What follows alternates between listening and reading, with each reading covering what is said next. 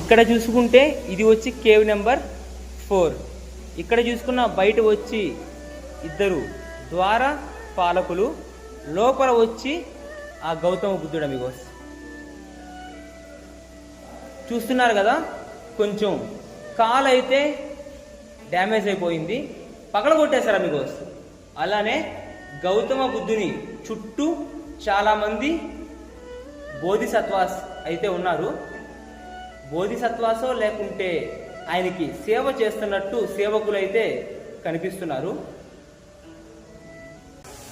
Cave సింపుల్గా ఉంది, చిన్నగా ఉందని చెప్పి నెగ్లెక్ట్ మాత్రం చేయబాకండి అమిగోస్. ఎందుకంటే ప్రతి ఒక్క కేవ్ని విజిట్ చేయాలి. ప్రతి ఒక్క కేవ్ వర్త్ అమిగోస్. నిజంగా వాళ్ళు ఇది చిన్న కేవ్ పెద్ద కేవ్ అని చెప్పకుండా ఉండుంటే ఈ రోజుల్లో మనం ఈ కేవ్స్ని చూసేవాళ్ళమా?